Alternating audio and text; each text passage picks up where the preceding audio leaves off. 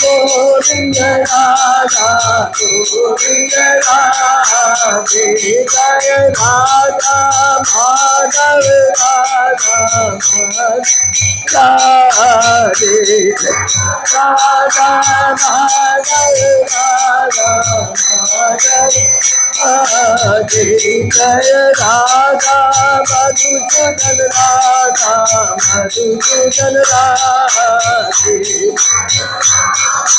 मधुसूदन राधा मधुसूदन राधे जय राधा शेखर राधा शेखर राधे राधे जय राधा शेखर राधे जय जगन्नाथ जय जगन्नाथ बलदेवा जय सुनाथ जय जगन्नाथ जगन्नाथ बलदेवा जय सुनाथ जय गौरानिकाय गौरानिकाय गौरानिकाय जय गौरानिकाय जय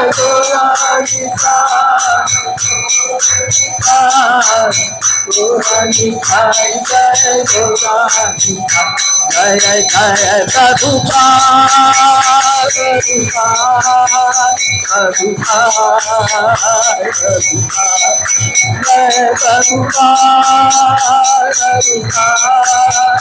प्रभुपाद जय जय गुरुदेव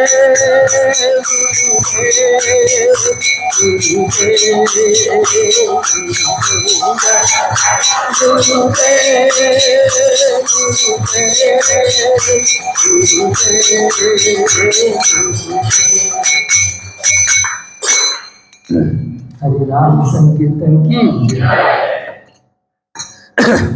जय ओम विष्णुपाद परमहंस परिवार का चार अष्टोत्तर श्रीमद एसी भक्ति वेदांत शिला प्रभुपाद की इस्कॉन संस्थापकाचार्य शिला प्रभुपाद की जय ओम विष्णुपाद परमहंस परिवार का चार अष्टोत्तर श्रीमद भक्ति सिद्धांत सरस्वती ठाकुर महाराज की अनंत कोटि वैष्णववृंद की नामाचार्य हरदास ठाकुर की प्रेम से कहो श्री कृष्ण चैतन्य प्रभु नित्यानंद श्री अद्वैत गदाधर श्री वासादि गौर भक्त बिंद की श्री श्री राधा कृष्ण गौर गोपीनाथ श्याम कुंड राधा कुंड गोवर्धन की वृंदावन धाम की जय मथुरा धाम की जय नवदीप धाम की जय द्वारकाधीश धाम की जय जगन्नाथपुरी धाम की जय मायापुर धाम की जय गंगा माई की जय यमुना माई की जय भक्ति देवी की जय तुलसी महारानी की जय श्रीमद् भागवतम की जय समस्त वेद भक्त बिंद की जय और ग्लोरीज टू somebody और ग्लोरीज टू somebody और ग्लोरीज टू somebody और ग्लोरीज टू श्री हरे कृष्णा। तो आज का ये भागवतम कैंटो 1 अध्याय 18 है ना, तो 18 अध्याय का स्टार्टिंग से करना है या 2 नंबर से कैसे, दूसरा श्लोक से, ओके कोई बात नहीं, ठीक है।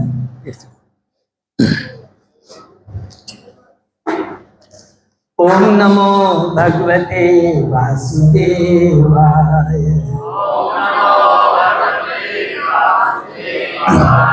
ओम नमो भगवते वासुदेवाय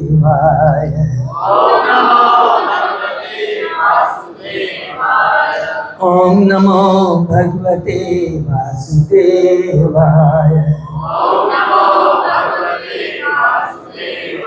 नारायण नमस्कृत्य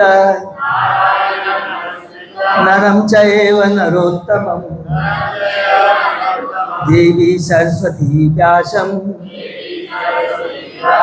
ततो जयमुदीरये नष्टायेषु अभद्रेषु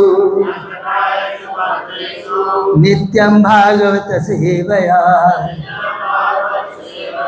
भगवती उत्तम श्लोके भक्ति भवति नैष्ठिकी कृष्णाय वासुदेवाय देवकी नंदनाय च नंद गोप कुमाराय गोविंदाय नमो नमः। आराधयो भगवान ब्रजेश तनया ततनाम वृंदावनम रमया काचिदुपासना व्रजवधू वर्गेण्य कल्पिता श्रीमद्भागवतं प्रमाणम् अमलं प्रेमा पुमर्थो महान् श्री चैतन्य महाप्रभो मतम इदं तत आदरो न पर।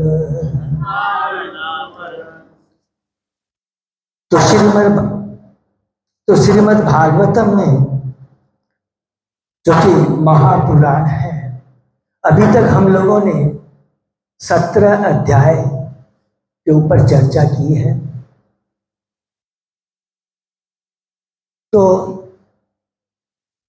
क्योंकि भागवतम को पूरी एकदम एक ये पूरी लहर है, भगवान के नाम के गुण रूप लीलाओं और श्रवण कीर्तन की लहर है, और इस लहर में जो गोते लगाता है वो भव सागर से मुक्त हो जाता है। प्रथम हमने थोड़ा संक्षेप में दोहराएंगे। प्रथम 3 अध्याय में हमने क्या पढ़ा है? कथा नैमिषारण्य के मुनि उनको सुखदेव गोस्वामी जी बताते हैं, 6 प्रश्न करते हैं। सबको मालूम है ना? क्या प्रश्न है वो 6? बहुत इंपॉर्टेंट है, क्योंकि क्या है, जब तक हम कोई चीज को पढ़ने जा रहे हैं, लक्ष्य क्या है उसको सबसे पहले याद करेंगे, तो आगे जब हम जो पढ़ेंगे, चर्चा करेंगे, तो हमारी जो चेतना है हमारे लक्ष्य पर निर्धारित रहेगी। ये बहुत इंपॉर्टेंट है। लक्ष्य को ध्यान में रख के कोई चीज करेंगे तो हम च्युत नहीं होंगे। तो कहते हैं कि मनुष्य का, जीव का कल्याण किसमें है? दूसरा, ये जितने भी जो शास्त्र हैं उनका सार क्या है? तीसरा पूछते हैं, भगवान श्री कृष्ण ने माता वसुदेव देवकी के गर्भ से जो प्रकट हुए, भगवान के पुरुषावतार के बारे में बताइए। चौथा, पुरुषावतार का मतलब क्या हुआ? कि मैं जानना चाहते हैं ये सृष्टि पालन और संहार कारणोदक्षाई विष्णु, जिसको कौन क्या बोलते हैं? महाविष्णु भी बोलते हैं। फिर उसके बाद में गर्भोदक्षाई विष्णु, और उसके बाद में क्षीरोदधाई। ये बहुत इंपॉर्टेंट है। क्यों इंपॉर्टेंट है? क्योंकि स्वयं कृष्ण सृष्टि नहीं करते हैं। ये बहुत इंपॉर्टेंट है। कृष्ण कारणोदक्षाय विष्णु, गर्भोदक्षाय विष्णु, क्षीरोदक्षाय विष्णु के सृष्टि करते हैं। और सृष्टि ही नहीं, केवल जितने भी भगवान के जो अवतार आते हैं ना, ये सारे के सारे कहाँ से आते हैं? क्षीरोदक्षाय विष्णु से आते हैं। ये बहुत इंपॉर्टेंट है। तो बताइए, इसीलिए कहते हैं मुझे पुरुषावतार के बताइए, उसके बाद में कहते हैं भगवान की लीलाओं के बारे में बताइए, कि भगवान की जो लीलाएं हैं, भगवान जो लीलाएं आते हैं उसका उद्देश्य क्या होता है? भक्तों की प्रसन्नता, भक्तों की प्रसन्नता और भक्तों की चेतना का कलुषिता को नष्ट करना। ये बहुत इंपॉर्टेंट है, क्योंकि एकमात्र भगवान का नाम लेने से ही हमारी जो कलुषित चेतना है वो नष्ट हो सकती है, और कोई दूसरा उपाय नहीं है केवल एक ही औषधि है। इसलिए कहते हैं भगवान की लीलाओं के बारे में बताइए। और अंत में क्या कहते हैं, जब भगवान इस धरा से चले गए, छठवां प्रश्न, तो धर्म ने कहा आश्रय ग्रहण किया। तो ये सारे प्रश्नों का उत्तर जो है पहले 3 अध्याय में दिया गया है। और इस 3 अध्याय में जो उत्तर दिया गया है उससे क्या स्थापित किया है व्यासदेव जी ने, भगवान की भक्ति, भगवान का भक्त और भागवतम की श्रेष्ठता, सुप्रीमेसी ऑफ भगवान की भक्ति, भक्त और भागवतम की सर्वश्रेष्ठता को स्थापित किया। ये बहुत इंपॉर्टेंट चीज है। उसके बाद 3 अध्याय में नारद जी व्यासदेव जी को बहुत इंपॉर्टेंट चीज बताते हैं। क्या बताते हैं, तुम कहते हो कि तुमने बहुत 18 पुराण, 108 उपनिषद, महाभारत, ये सब लिखा, खुद तुम लिख करके तुम सेटिस्फाई नहीं हो। इसलिए क्योंकि ये बहुत इंपॉर्टेंट है, क्योंकि तुमने ज्यादा जोर किस पे दिया, धर्म, अर्थ, काम, मोक्ष। अरे ये चीज तो बंधन का कारण है। और तुमको भगवान के जो बेचारे जीव इस भौतिक जगत में दुख पा रहे, इनको निकालना कैसे है, उसका तो तुमने उपाय क्या नहीं। और इसका एकमात्र उपाय है केवल भगवान के भक्तों का ग्लोरिफिकेशन करना। वो तो तुमने किया नहीं, इसे करो। तो ये 3 अध्याय में ये बताया। 6 फिर भगवान व्यासदेव जी बताना चाहते हैं भागवत की भगवान वास्तव में किसके बस में होते हैं। ब्रह्मांड की कोई चीज भी भगवान को बस की तो बात छोड़ो, बड़े बड़े योगी मौनी भी भगवान के टच में भी नहीं कर सकते हैं। लेकिन केवल एक चीज है जो भगवान को बस में कर सकते हैं, वो है भगवान के भक्त, भगवान की भक्ति। इसीलिए भगवान दिखाते हैं कि मेरे भक्त के बारे में जानना चाहते हो तो ठीक है। उत्तरा 7वें अध्याय में किस पर कृपा करते हैं, द्रौपदी और उत्तरा के ऊपर में। उत्तरा के गर्भ में कौन है,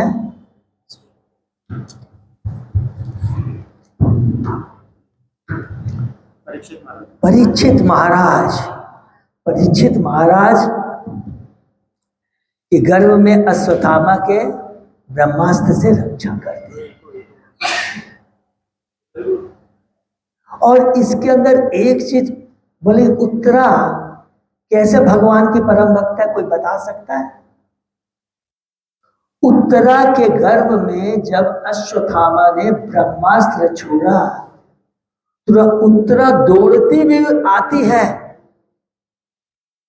अर्जुन के पास नहीं जाती है, युधिष्ठिर के पास नहीं, भीम के पास नहीं, कृष्ण के पास जाती है। क्योंकि उनको मालूम है कि वास्तव रक्षक तो एकमात्र कृष्ण है।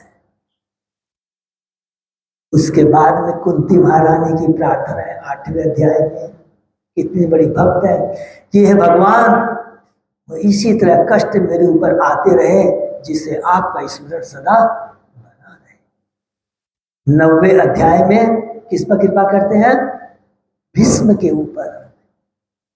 भीष्म के माध्यम से भगवान स्थापित करते हैं कि मेरे भक्त से बड़ा कोई चीज।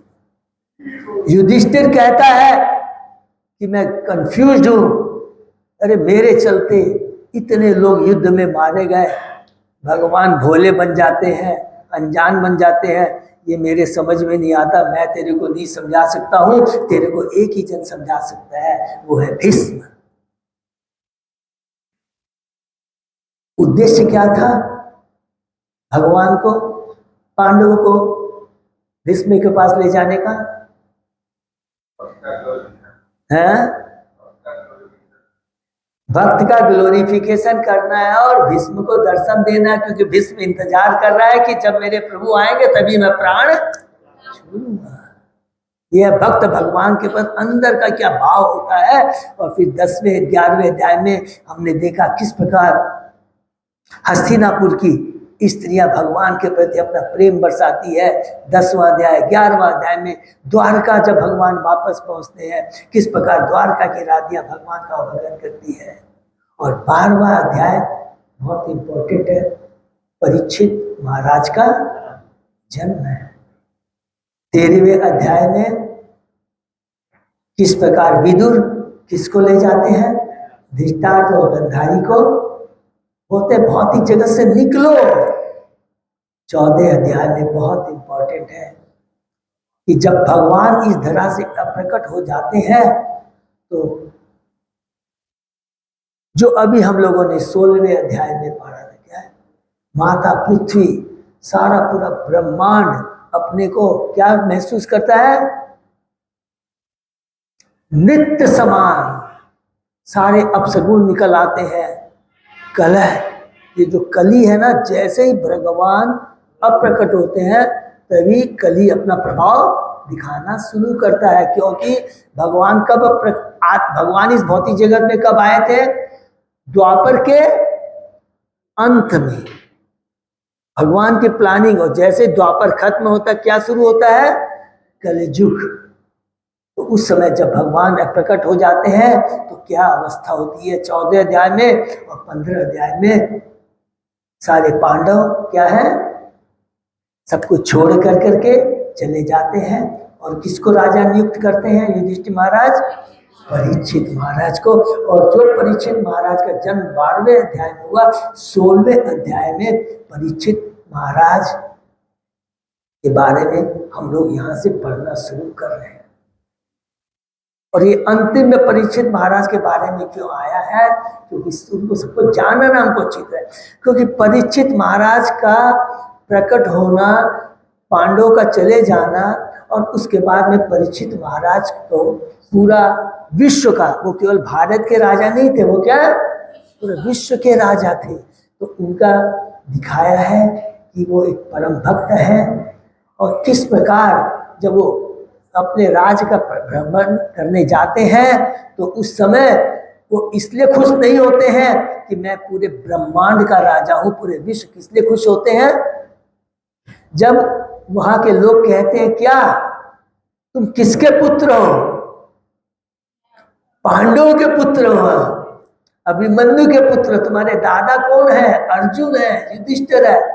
अरे वो कौन है जिनके यहाँ भगवान श्री कृष्ण एक सारथी के रूप में रहे, अर्जुन के एक संदेश वाहक के रूप में रहे, युधिष्ठिर के पांव छूते थे, बड़े भाई मानते थे और बीच बीच में सलाह देते। वो ब्रह्मांड का भगवान सर्वे सर्वसा किस प्रकार तुम्हारे पांडव के प्रति प्रतीक तरह, ये सुन करके परीक्षित महाराज खुश होते हैं। और उसके बाद में हमने पढ़ा, बहुत इंपॉर्टेंट चीज पढ़ा, बैल और गाय, धर्म और धरा। धर्म कौन है, बैल है, धरा कौन है। इस प्रकार उसकी वार्ता के माध्यम से हमें पता लगता है कि जैसे ही भगवान चले जाते हैं तो किस प्रकार कली का वास होता है।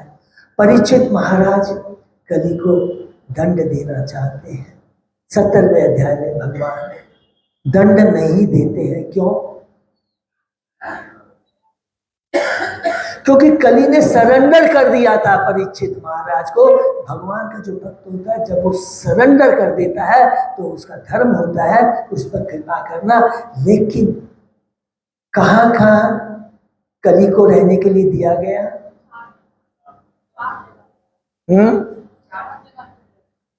इसीलिए प्रभुपाद जी ने कहा है फॉर रेगुलेटिव प्रिंसिपल। क्या क्या है? दया, स्वच्छता, शौच, स्वच्छता, तप और सच्चाई, सत्य। ये चार चीज जहां खत्म होती है वो क्या होता है उसको, जिसमें ये चार चीजें होती है वो क्या है? पशु है। ये याद रखिएगा, वो 2 पांव का पशु है, क्योंकि ये जितने भी कार्य हैं पशु करता है। अवैध संग, मांसाहार। इस माने पशु वृत्ति है। तो बोले प्रभु ये नशा करना, ये तो माने ये पशु वृत्ति कार्य, क्योंकि इससे क्या होती है, चेतना कहाँ तक चली जाती है, तमोगुण। ये सारी तमोगुणी चेतना है, इससे बचना है। इसीलिए प्रभुपाद जी ने कहा हरि नाम का जप करोगे और ये 4 रेगुलेटरी फॉलो। डॉक्टर हमको कोई मेडिसिन देता है ना, तो मेडिकेशन परहेज भी देता है ना। अगर हम लोग मेडिसिन तो लेते हैं लेकिन परहेज नहीं करते हैं तो क्या मेडिसिन काम करेगी? तो जब तक 4 रेगुलेटरी प्रिंसिपल रूपी परहेज का ध्यान नहीं रखेंगे तो हरिनाम रूपी दवा उतनी इफेक्टिव, उतनी भाव से जिस होना नहीं होगा। ये स्टेब्लिश करने के लिए यहाँ पर बताया गया। और उसके बाद में बताया कि ये चारों चीज के बाद सोना, पांचवा कहाँ पर कली को स्थान दिया, क्यों बोला सोना? धन ऐश्वर्य सारी चीजें हैं ना, अगर इसका सदुपयोग नहीं करते हैं तो इसका उपयोग ये 4 जो चीजें हैं उसके अंदर यूज होती है। अवैध संग, नशा, जुआ, ये पक्की बात है। तो इससे हमको बचना है। ये करने के बाद अब हम लोग अब 18 अध्याय में प्रवेश कर रहे हैं। ये बहुत इंपॉर्टेंट है, इसलिए हम लोग क्या चर्चा कर रहे हैं कि अब जब ये चीज हो गई तो नैमिषारण्य के जो ऋषि मुनि हैं शुद्ध गोस्वामी से बहुत ही प्रभावित हो जाते हैं। और अब हमें आपने इतना सुंदर ढंग से भगवान की भक्ति, भक्त के बारे में बताया, भगवान के इतने अच्छे अच्छे भक्तों के बारे में बताया, परीक्षित के बारे में इतने बताया, हमारी सुनने की उत्कंठा और है। और अब आगे बताइए, अब ये जो परीक्षित महाराज करने जा रहे हैं, ये भगवान, ये जो कार्य है, इस कार्य का पीछे उद्देश्य कोई बता सकता क्या है? अभी जो करने जा रहे हैं भागवतम का उद्घाटन होना है। तो हम लोग अभी चूंकि पता नहीं कितना आगे टाइम मिलेगा, करने जाएंगे। तो 18वें अध्याय को हम लोग शुरू करने जा रहे हैं। क्या है? अभी परीक्षित महाराज सुतदेव गोस्वामी बताएंगे, किसको बोलेंगे? नैमिषारण्य के ऋषियों को, ठीक है ना। ओम अज्ञानतिमिरान्धस्य ज्ञानाञ्जनशलाकया चक्षुरुन्मीलितं येन तस्मै श्रीगुरुवे नमः। श्री चैतन्य मनोभीष्टं स्थापितं येन भूतले स्वयं रूप कदा मह्यं ददाति स्वपदान्तिकं। वन्देऽहं श्रीगुरु श्रीयुतपदकमलं श्रीगुरु वैष्णवांच च श्रीरूपं साग्रजातं सहगण रघुनाथं वितं तं सजीवं स्वाद्वैतं सावधूतं परिजं सहितं कृष्ण चैतन्य देवं श्री राधा कृष्ण पादान् सहगण ललिता श्री विशाखान्वितांश्च च। नमः ओम विष्णुपादाय कृष्ण प्रेष्ठाय भूतले श्रीमते भक्ति वेदांत स्वामी इति नामिने। नमस्ते सारस्वती देवे गौरवाणी प्रचारिणे निर्विशेषा शून्यवादी पाश्चात्य देशधारिणे। वाञ्छाकल्पतरुभ्यश्च कृपा सिन्धुभ्येव च पतितानां पावनेभ्यो वैष्णवेभ्यो नमो नमः। नमो महावदान्याय कृष्ण प्रेम प्रदायते कृष्णाय कृष्ण चैतन्य नाम्ने गौरसे नमः। हे कृष्ण करुणा सिंधु दीनबंधु जगत्पते गोपेश गोपिका कांत राधा कांत नमस्तुते। तप्त कांचन गौरांगी राधे वृंदावनेश्वरी वृषभानुसुते देवी प्रणमामि हरिप्रिये। नीलांचल निवासाय नित्याय परमात्मने बलभद्र सुभद्राय जगन्नाथाय ते नमः। जय श्री कृष्ण चैतन्य प्रभु नित्यानंद श्री अद्वैत गदाधर श्रीवासादि गौर भक्तवृंद। हरे कृष्ण कृष्ण कृष्ण हरे हरे हरे राम मुखं करोति वाचालं पंगुलंघे यत्कृपातमहं वन्दे श्री गुरुमदीनकारिणं परमानंद माधवं श्री चैतन्येश्वरम्।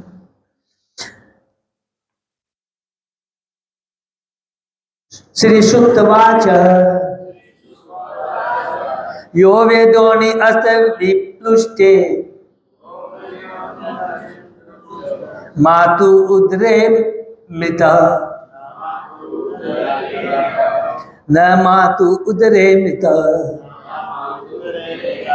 अनुग्रहात् भगवतः कृष्णस्य अद्भुत कर्मणा।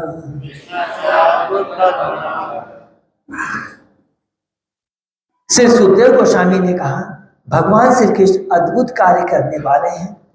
उनकी कृपा से द्रोण पुत्र के अस्त्र द्वारा अपनी माता के गर्भ में ही प्रहार के जाने पर भी महाराज परीक्षित जल नहीं पाए। याद दिला रहे हैं सुत गोस्वामी जी कि देखो भगवान की रक्षा कौन से अध्याय में हमने पढ़ा था? उत्तरा के गर्भ में भगवान ने बचाया था, 7वें अध्याय में हमने पढ़ा था, इसको याद है। तो वही सुखदेव गोस्वामी याद दिला रहे नैमिषारण्य के विषय में। एक तो ये वर्ड है और दूसरा वर्ड यहाँ यूज किया है अद्भुत कर्मणा। अद्भुत कर्मणा का मतलब क्या होता है? भगवान के जो कार्य होते हैं वो क्या होते हैं? अद्भुत होते हैं। अद्भुत किसको कहते हैं? बाहरी दृष्टि से आपको लगेगा बहुत सिंपल है, लेकिन उसके पीछे तत्व भरा रहता है, बड़ा दिव्य ज्ञान, दिव्य कार्य, दिव्य शिक्षा रहती है। जन्म कर्म चाहे दिव्य वेदम यो वेदी तत्वतः त्यक्ता देहम पुनर्जन्म नैति महावेदी। इसलिए भगवान बहुत इंपॉर्टेंट बात कहते हैं कि मेरे जो जन्म को और मेरे जो कर्म की दिव्यता को समझ लेता है उसे फिर इस भौतिक जगत में वापस आना नहीं पड़ता है। तो ये बहुत इंपॉर्टेंट है। इसीलिए यहाँ पर सुत गोस्वामी कहते हैं अद्भुत कर्मणा। तात्पर्य कोई पढ़ेंगे? है सेकंड साउंड को है क्या? माइक नहीं है? नहीं कोई बात नहीं, चलो मैं पढ़ता हूँ। नैमिषारण्य के सारे ऋषि महाराज परीक्षित के अद्भुत शासन के विषय में विशेषतः कली को दंडित करने तथा अपने राज्य में उसे कोई भी हानि न पहुंचाने के लिए पूर्णतः अक्षम बनाने के प्रसंगों से आश्चर्यचकित रह गए। सुत गोस्वामी भी महाराज परीक्षित के अद्भुत जन्म तथा मृत्यु का वर्णन करने के लिए कम आतुर न थे और यह श्लोक नैमिषारण्य के ऋषियों की उत्कंठा बढ़ाने के लिए सुत गोस्वामी ने कह सुनाया। जो भगवान का उत्कंठा, भगवान का भक्त कब उत्कंठित होता है? जब उसको भगवान और भगवान के भक्तों के बारे में बताया जाता है तभी वो उत्कंठित होता है। और अब सुत गोस्वामी जी बहुत इंपॉर्टेंट चीज बताने जा रहे हैं और इसलिए दो जन को ग्लोरीफाई कर रहे हैं। परीक्षित भगवान का भक्त और भगवान। भगवान क्या है? अद्भुत कर्मणा है। और परीक्षित कौन है? जिनको स्वयं भगवान ने उसकी माता के गर्भोत्तर में उसकी रक्षा की थी। सोचिए कितना बड़ा वो महान है। ठीक है। तो पूरी भागवतम के अंदर में भगवान, भगवान की भक्ति, भगवान की भगवता के बारे में बताया गया है। ये बताने के लिए कि जो पहला प्रश्न है पूरी भागवतम का, वो बहुत इंपॉर्टेंट है, याद रखना है कि जीवों का कल्याण किसमें है। और सारे शास्त्रों का मर्म ही क्या है? जीवों का कल्याण किसमें है? भगवान की भक्ति। सारे शास्त्रों का सार क्या है? भगवान की भक्ति करना। और भगवान की भक्ति के बारे में कौन बता सकता है? केवल भक्त बता सकता है। तो भक्त, भगवान, भगवान की भगवती, इन तीनों चीजों को हमारी भागवतम में प्रस्तुत किया गया है। तो ये बहुत इंपॉर्टेंट आपको जानना। ब्रह्म कोपे उत्थिता यह तो तक्षकात प्राण विप्लवात न सम्मोह रूभ्यात भगवती अर्पिताशय। इसके अतिरिक्त महाराज परीक्षित स्वेच्छा से सीधे भगवान के शरणागत रहते थे। अतः वे उड़ने वाले सर्प के भय से, जो उन्हें ब्राह्मण बालक के कोप भाजन बनने के कारण काटने वाला था, न तो भयभीत थे न सम्मोहित थे। अभी सर्प ने काटा नहीं है, लेकिन सुतदेव गोस्वामी हम बद्धजीवों को तैयार करने जा रहे हैं। ये जो सर्प का काटना, ये बहुत इंपॉर्टेंट चीज है।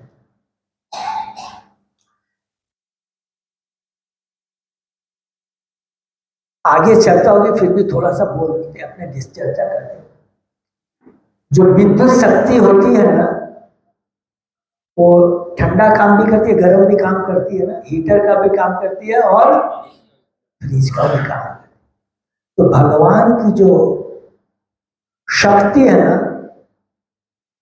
योग माया और महामाया। योग माया क्या करती है? योग माया भगवान को उनकी लीला करने में मदद करती है। योग माया भगवान को भुला देती है कि वो भगवान है, और वही योग माया भक्तों को भी भुला देती है कि तू भगवान है। वृंदावन में हमने देखा है ना, तो उसमें जो दिव्य आनंद आता है, तो एकमात्र योग माया का काम है भगवान की लीलाओं में भगवान को मदद करना। भगवान को यदि याद आ जाए कि मैं भगवान हूं, तो भक्त के संग प्रेम का आदान प्रदान नहीं कर सकते हैं। भक्त क्या सोचेगा, अरे ये तो प्रभु है, और भगवान क्या सोचेगा, मैं भगवान। तो दोनों भूल जाते हैं। ये योग माया। और महामाया क्या करती है? हम बद्ध जीवों को, जो भक्त नहीं है, उनको नचाती है। किसमें बांध देती है? तीन गुणों से। जैसे ही तीन गुणों से बंध जाता है, तो जीव क्या सोचता है? मैं प्रोप्राइटर हूं, मैं कंट्रोलर हूं, और मैं एंजॉयर हूं। अर्थात वो सपना देखना शुरू कर देता है। इसको बोलते हैं जागृत सपना। सोया हुआ सपना नहीं, जगे हुए हैं और सपना देख रहे हैं। वास्तव में भौतिक दृष्टि से जगे हुए हैं, लेकिन आध्यात्मिक दृष्टि से सोए हुए। ये याद रखना। और वास्तव में क्या होता है? वो स्वतंत्र नहीं होता है, वो क्या होता है? स्वतंत्र होता है। इसलिए हम लोग को क्या बोलते हैं? जीव नहीं बोलते, क्या बोलते हैं? बद्ध जीव। बद्ध जीव जो तीन गुणों से बंधा हुआ है, स्वतंत्र नहीं है, लेकिन सपने में है और अपने को स्वतंत्र समझता है। ये किसका काम है? महामाया का है। ये बहुत इंपॉर्टेंट है। इसलिए यहाँ पर बताते हैं कि परीक्षित महाराज भयभीत नहीं थे। क्यों नहीं भयभीत थे? क्योंकि वो महामाया के नहीं, वो भगवान की अंतरंगा शक्ति, भगवान की अंतर का शक्ति में लहर रहे थे। वो है भगवान की योग माया। भगवान का आत्म शरणागत भक्त नारायण परायण कहलाता है। अर्थात वो हमेशा किसके समर्पित रहता है? नारायण के। ऐसा व्यक्ति किसी स्थान या व्यक्ति से, यहां तक कि मृत्यु से भी भयभीत नहीं होता। उसके लिए परमेश्वर से बढ़कर कुछ भी महत्वपूर्ण नहीं होता। इसलिए वह स्वर्ग या नर्क को समान महत्व प्रदान करता है। वह अच्छी तरह जानता है कि स्वर्ग और नरक दोनों ही भगवान की सृष्टियां हैं, और इसी तरह जीवन तथा मृत्यु भगवान का उत्पन्न जीवन की विभिन्न दशाएं हैं। किंतु सभी दशाओं तथा परिस्थितियों में नारायण का स्मरण अनिवार्य है। जो नारायण परायण है, वह इसका निरंतर अभ्यास करता है। महाराज परीक्षित ऐसे ही शुद्ध भक्त थे। उन्हें एक अनुभवहीन ब्राह्मण बालक ने त्रुटिवश श्राप दे दिया था, क्योंकि वह कली के वशीभूत था। किंतु महाराज परीक्षित ने इस श्राप को नारायण द्वारा प्रेषित समझा। वे जानते थे कि जब वे माता के गर्भ में जलाए गए थे तो नायक कृष्ण ने ही उन्हें बचाया था, और यदि उन्हें सांप से काटने में मरना है तो वह भी भगवान की कृपा से होगा। हरि बोल। भक्त कभी भी भगवान की इच्छा के विरुद्ध नहीं जाता। भगवान द्वारा भेजी गई कोई भी वस्तु भक्त के लिए वरदान होती है। अतः महाराज परीक्षित ऐसी बातों से न तो भयभीत थे न मोहग्रस्त थे। यह भगवान के शुद्ध भक्त का लक्षण है। हरि बोल। तो यहाँ पर प्रभुपाद जी इस श्लोक में एक भगवान का जो भक्त है उसकी चेतना के बारे में, इसको बहुत ध्यान से, भगवान की भक्त की वो चेतना होती है, वो कौन सी होती है? शुद्ध चेतना होती है। जब शुद्ध चेतना होती है तो उसकी चेतना सोच भी बड़ी शुद्ध होती है। जब चेतना शुद्ध होती है का मतलब क्या हो गया? उसकी चेतना शुद्ध होने का मतलब हो गया कि वो सब कुछ जो कुछ भी सोचता है वो ये मानता है कि क्या है, ये सब कृष्ण द्वारा नियोजित है, और उसको मालूम है कि जो कृष्ण करते हैं वो उसके लिए कभी भी नुकसानदायक नहीं हो सकता। यदि इसको थोड़ा भी यदि समझना है तो केवल एक माँ का अपने बच्चे के प्रति बर्ताव से समझ जाते हैं। यदि कभी माँ अपने बच्चे को मारती है, डांटती है, बांधती है, तो माँ में क्या रजोगुण का भाव रहता है क्या? क्रोध रहता है क्या? अंदर से रोती रहती है, तू सुधर जा बेटा, तू सुधर जा। तो भगवान कभी भी अपनी आत्मा के प्रति कभी भी अन्याय नहीं कर सकते, क्योंकि भगवान तो खुद कहते हैं ममे वांसे जीव लोके जीव भूत सनातन। अरे तू मेरा टेम्परेरी अंश नहीं है। ममे वांसे जीव लोके जीव भूत सनातन है, मेरा तो शाश्वत अंश है। अरे इस भौतिक जगत में ये जो हमारा रिश्ता है, पति पत्नी माता पिता, ये तो टेम्परेरी इसी जन्म का है, लेकिन भगवान के संग जो मेरा रिलेशन है, भगवान खुद कहते हैं तू मेरा शाश्वत अंश है। करोड़ों जन्म में करोड़ों योनि में चला जाए, चींटी से ब्रह्मा तक चला जाए, लेकिन तू मेरा ही शाश्वत अंश बना रहेगा। और इसीलिए भगवान प्रयत्न करते रहते हैं, प्रयत्न करते रहते हैं, माता डांटती रहती है। इसलिए भगवान का दंड और वरदान दोनों ही कल्याणकारी होता है। जिस प्रकार माँ मिठाई भी देती है, डंडा भी देती है, लेकिन उसके अंदर में उसके कल्याण की भावना रहती है बच्चे के प्रति। तो ये शुद्ध चेतना वाले भक्त के लक्षण है। ब्रह्मा जी कैंटो 11 में कैंटो 10 के 14वें ध्यान में बहुत सुंदर है। जब ब्रह्म विलोक लीला होती है तो ब्रह्मा जी का नशा ठंडा होता है। अरे मैंने तो कृष्ण को बहुत सिंपल समझ लिया था, ये तो भगवान निकले भाई। तो ये ब्रह्मा जी जो भ्रमित हुए थे, ये महामाया थी कि योग माया?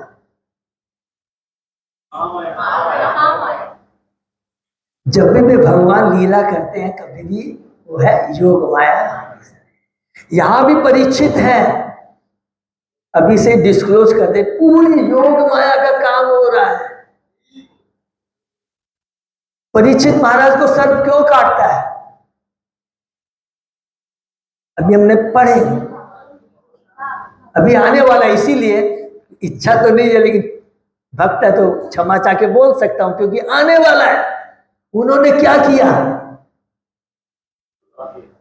एक ऋषि के गले में मरा हुआ सांप डाल दिया, क्रोध में आकर के कि अरे मैं तुम्हारे यहाँ आया हूं, तुमने मेरे को पानी, मैं प्यासा हूं, तुमने मेरे प्यास से तुमको प्यास नहीं बुझाई। परीक्षित महाराज तू प्यासा है? जिसने ब्रह्मास्त्र के शक्ति को सहन कर लिया, जो 7 दिन तक भागवतम सुनने वाला है, बिना खाए पिए, तेरे को प्यास सता नहीं है? जो 7 दिन तक बिना खाए पिए भागवतम सुन सकता है, तो वो क्या प्यास को सहन नहीं कर सकता है? तो ये किसका प्रभाव है? भगवान की योग माया। कि तू गलती कर, तू गलती कर, तेरे को दंड मिलेगा। तू सब कुछ छोड़ कर करके सुखदेव के पास में आएगा, भागवतम सुनेगा, और इस प्रकार भागवतम का उद्घाटन हो जाएगा। इस सारी भगवान की योग माया की कला है, और ये परीक्षित महाराज को मालूम है। इसलिए और उसके लिए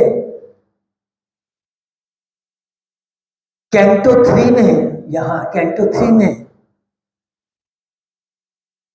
भगवान कपिल अपनी माता देवती को कहते हैं, देवती माता कहती है कि मैं, हे प्रभु, जबकि उनका पुत्र है, अपने पुत्र को कहती है माता देवती, जो भगवान कपिल है, कि मेरी जो कलुषित चेतना के कारण मेरे में मैं, मेरा पराया, मैं करके इससे मैं कलुषित हो चुकी हूं, इसका कोई उपाय बताओ। तो भगवान कपिल यही बात कहते हैं, हे माता, भौतिक चीजों के प्रति, भौतिक उपाधियों के प्रति, भौतिक संबंधों के प्रति आसक्ति ही तुम्हारे बंधन का कारण। भौतिक चीजों के प्रति, ये मेरा धन है। भौतिक उपाधियों के प्रति, ओह मैं प्राइम मिनिस्टर हूं, मेरा ही मैंने। और भौतिक संबंधों के प्रति, ये मेरा पुत्र है, ये मेरी पुत्री है, ये मेरा पति है, ये है। इन आसक्ति के चलते यही बंधन का कारण है।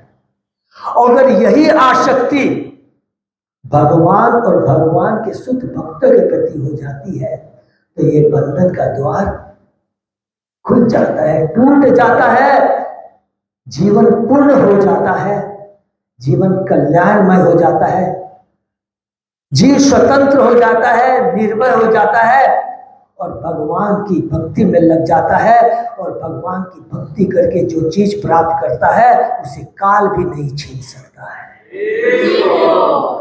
तो ये भगवान की भक्ति है, और ये भगवान के भक्तों के प्रति समर्पण है। यही चीज यही कहते हैं। और उसी प्रकार बहुत सुंदर ये श्लोक है, इसलिए कहते हैं कि यहां तक कि मृत्यु से भी भयभीत नहीं होता। जो भगवान पर निर्भय होता है, डिपेंडेंट होता है, वो क्या है? निर्भय हो जाता है। वो सिंपल चीज है। और दूसरा, ब्रह्मा जी भी यही बात कहते हैं, जो वो बीच में क्या गलती जब करते हैं, समझ में आता मैंने तो गलती कर दी है, तुरंत आते हैं ब्रह्मलोक से उतरते हैं, पूरा दंडवत प्रणाम करते हैं, और भगवान उस पर ध्यान ज्यादा नहीं देते हैं, तुमने बहुत बड़ी गलती की है। तो वो 14वें पूरी भगवान की स्तुति करता है, और उसी स्तुति से भगवान प्रसन्न होते हैं। मैंने बहुत गलती किया, तूने क्यों मेरे को ब्रह्मा का पोस्ट दिया? भगवान, मैं पूरी सृष्टि करते करते गर्वित हो जाता हूँ, मैं सृष्टि करता हूँ, मेरे सारे जीव है, मेरी को इस कलुषित चेतना से निकालिए। ब्रह्मा जी कहते हैं, तब भगवान कहते घबरा मत। तब भगवान इस कलयुग में नवद्वीप में उनको हरिदास ठाकुर बना के भेजते हैं।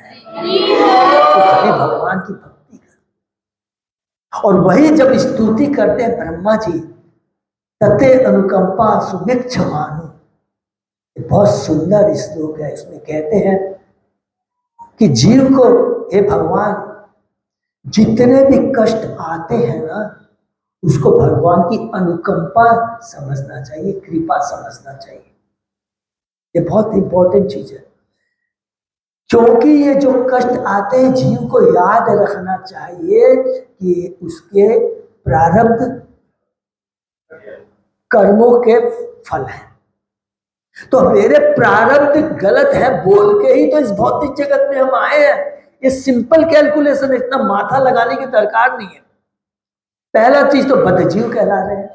तीनों इस भौतिक जगत में आए हैं और भौतिक जगत के बारे में कृष्णा ने बहुत पहले क्लियर कह दिया है, मामू पेटे पुनर्जन्म दुखालय अशाश्वत। दूसरा क्या, देवी हेसा गुणमयी मम माया दुरत्या, दोनों बात कह दी है, दुखालय में अशाश्वत।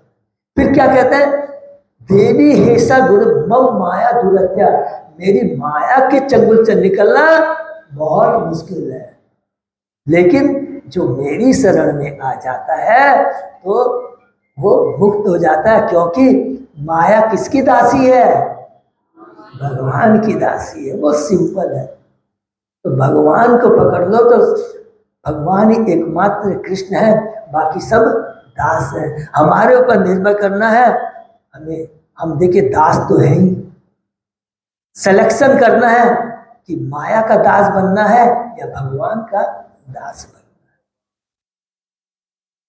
माया का दास बनेंगे तो ब्रह्मांड की कोई भी शक्ति हमें छुड़ा नहीं सकती, बंधे रहेंगे।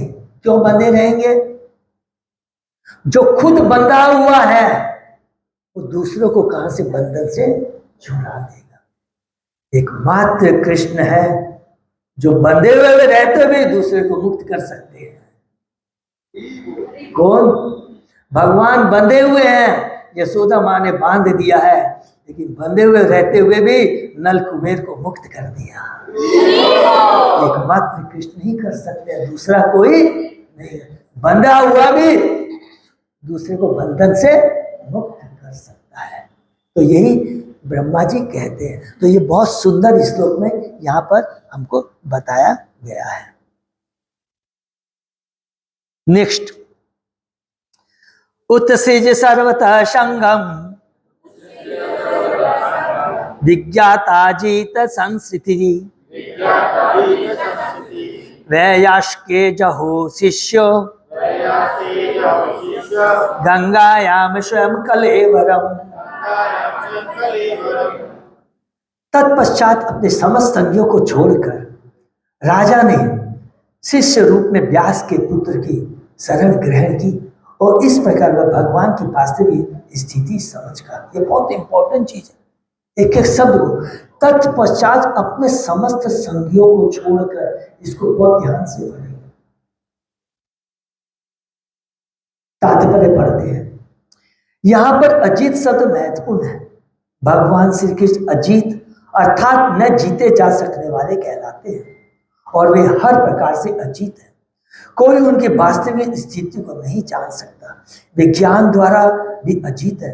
हमने उनके धाम गोलोक वृंदावन के विषय में सुना है, लेकिन ऐसे अनेक पंडित हैं जो इस धाम की कई तरह से व्याख्या करते हैं, किंतु सुखदेव गोस्वामी जैसे गुरु की कृपा से जिनकी शरण राजा ने विनीत शिष्य रूप में ग्रहण की, मनुष्य भगवान की वास्तविक स्थिति, उनके नित्य धाम तथा उस धाम की दिव्य साज सामग्री को समझ सकता है।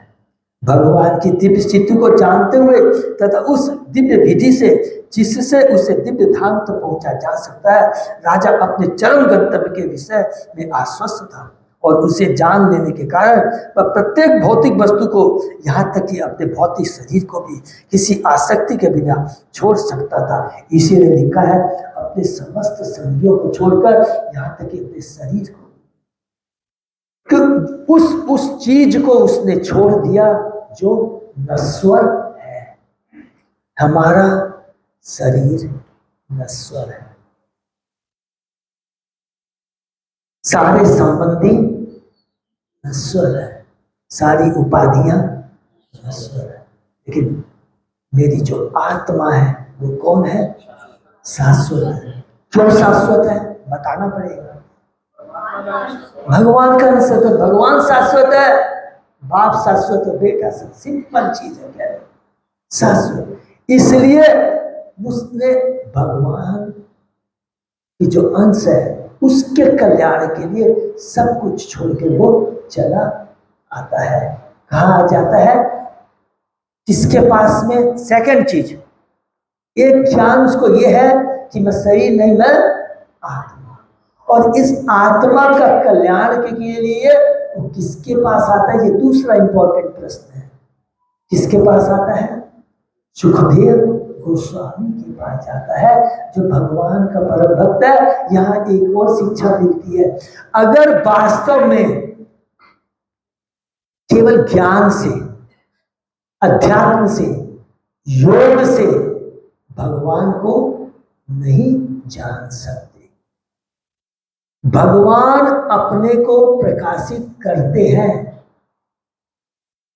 किसके माध्यम से? जो भगवान का परम शुद्ध भक्त है। वो यहाँ पर किसको इंगित किया जा रहा है? वो कौन है? सुखदेव गोस्वामी जी। इसीलिए हमेशा मनुष्य योनि बहुत दुर्लभ है, लेकिन बहुत ही अच्छी है, दुर्लभ है। मनुष्य शरीर नाशवान है, लेकिन इसको दुर्लभ क्यों कहा गया? क्योंकि 84 लाख योनियों में एकमात्र मनुष्य योनि ऐसी है जिसके माध्यम से हम भगवान से अपना खोया हुआ संबंध पुनः स्थापित कर सकते हैं। चींटी नहीं कर सकती है, कुत्ता बिल्ली नहीं कर सकता है। इवन सच पूछा जाए कड़े शब्दों में, तो देवता भी क्या रहते हैं? वो इतने भोग विलास में व्यस्त रहते हैं कि वो भी भगवान की भक्ति ठीक से नहीं कर सकते। इसलिए वो भी तरसते हैं कि पृथ्वी लोक में जा कर करके भक्तों का संग कर कर कर कर करके हमें भी भगवान की भक्ति कर कर करके अरे स्वर्ग से भी छुटकारा मिले। क्योंकि चींटी से लेकर के ब्रह्मा तक, पूरे पाताल से लेकर ब्रह्मलोक तक सब क्या है? नाशवान है।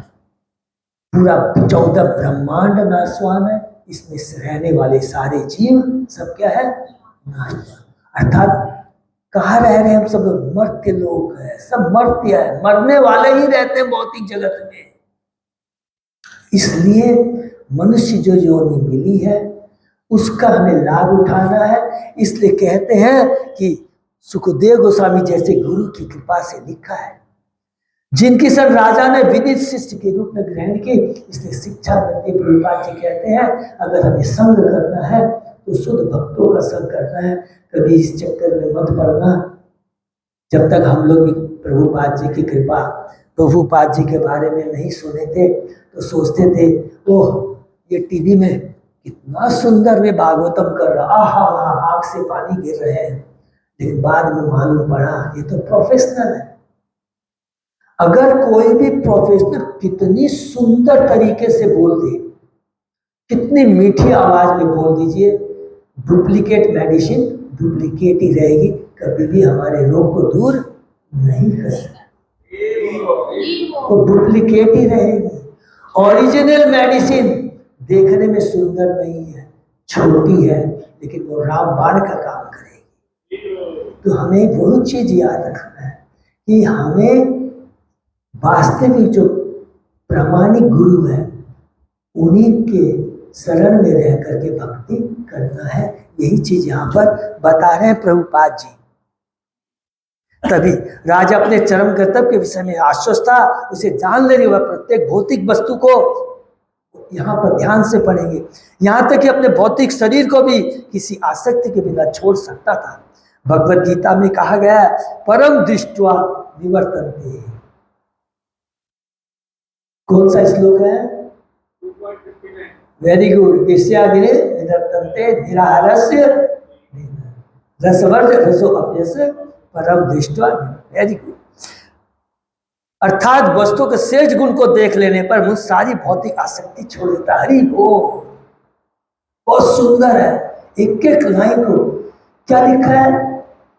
श्रेष्ठ वस्तु को छोड़ लेने के बाद क्या होता है? मनुष्य सारी भौतिक आसक्ति छोड़ सकता है। श्रेष्ठ वस्तु यहां पर किसको बोलते हैं? देखिए एक एक चीज का बहुत इंपॉर्टेंट यहां पर आपको ध्यान रखना है। कभी हम सोचते हैं श्रेष्ठ क्या है, यदि हम लोग से चर्चा करते हैं आपस में, हम लोग सब अबद्ध, हम लोग बद्ध जीव है, चर्चा कर कर करके हम कुछ ज्ञान प्राप्त करके भक्ति कर करके अपने जीवन को परिवर्तन ला सकते। श्रेष्ठ वस्तु क्या है? भक्ति। तो इसलिए श्रेष्ठ वो चीज है जो हमको अपने, जो मेरी वास्तविक स्थिति है, जो चेतना है, उस अवस्था में ला दे। भगवान क्या है? सच्चिदानंद है। जीव क्या है? वो भी सच्चिदानंद है। ये याद रखेंगे। फर्क कितना ही है कि वो परम सच्चिदानंद जिसकी अध्यक्षता में माया देवी काम करती है, लेकिन जब वो भगवान को छोड़कर, वही सच्चिदानंद जीव भगवान से को छोड़ करके आ जाता है, तो भगवान की जो माया है, तो जो 3 गुण है उसे बांध देते हैं। जब तक पतंगा अग्नि के संग रहता है, उसका अस्तित्व रहता है। जैसे ही पतंगा अग्नि को छोड़ के आता है, उसका अस्तित्व। तो जब तक भगवान को पकड़ के रखेंगे, तो हमारी जो चेतना सच्चिदानंद रूप है वो बना रहेगा। ब्रह्मांड की कोई चीज हिला नहीं सकती है। प्रहलाद कहते हैं कि हे भगवान, मेरे पिता के पास क्या चीज नहीं थी? सारा ऐश्वर्य था, सब कुछ था, लेकिन आपने एक क्षण में उसको नष्ट कर दिया। किसको कह? नरसिंह भगवान। लेकिन मैं बताना चाहते हैं कि मेरे पिता की सारी शक्ति, सारा ऐश्वर्य मेरा बाल तक बाका नहीं बिगाड़ सकी। क्यों नहीं बिगाड़ सकी?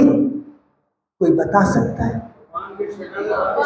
मैं भगवान के शरण में था, और बीच में ऐसे बोलेंगे क्योंकि मैं आपके भक्त नारद मुनि के शरण में था। तब भगवान को ज्यादा आनंद आएगा। क्योंकि जब प्रहलाद महाराज गर्भ में थे, तो उनको ज्ञान किसने दिया था? उनकी माता को नारद मुनि ने दिया। इसलिए मैं चाहता हूं कि आपके शुद्ध भक्त नारद मुनि का संग मिलता रहे, उन्हें कभी नहीं बोलो। तो ये बहुत इंपॉर्टेंट चीज है। तो भगवान का जो शुद्ध भक्त है, इसलिए भगवान के जो शुद्ध भक्त के शरण में जाता है, इस तो भगवान भी क्या कहते हैं? अहम भक्त पराधीन। मैं किसके पराधीन हूं? मैं भक्त के पराधीन हूं। भगवान कहते हैं मैं स्वतंत्र नहीं हूं, मैं तो पराधीन हूं। जबकि भगवान कहते हैं कि मैं ही सब कुछ हूं, मैं ही सब कुछ हूं। किसको कहते हैं? बद्ध जीवों को। और भक्त के सामने क्या बोलते हैं? मैं तेरे पराधीन हूं, मैं कुछ नहीं कर सकता। दुर्वासा मुनि दौड़ दौड़ के जाते हैं किसके पास में? भगवान के पास। भगवान, भगवान मुझे बचाइए। किससे बचाइए? ये देखिए सुदर्शन चक्र आपका मेरा पीछा कर रहा है, मुझे बचाइए। भगवान हाथ जोड़ के खड़े हो जाते हैं। अगर तुमने मेरे प्रति अपराध किया होता तो मैं तुझे माफ कर देता, लेकिन तुमने किसके प्रति अपराध किया है? मेरे परम भक्त अम्बरीश महाराज के चरणों में अपराध किया। हम भक्त पराधीन, मैं कुछ नहीं कर सकता। दौड़ दौड़ करके अम्बरीश महाराज के पास आता है दुर्वासा मुनि, परम योगी है। देखिए भगवान की भक्ति की शक्ति देखे दुर्वासा जैसा मुनि। पूरे ब्रह्मांड के पूरे शास्त्र देख लीजिए, जिसने भक्त को अपने को भगवान के शरणागत कर दिया है। भगवान से बड़ा कौन होता है? भगवान का नाम होता है। भगवान से बड़ा भगवान की भक्ति की शक्ति होती है, भगवान की कृपा होती है।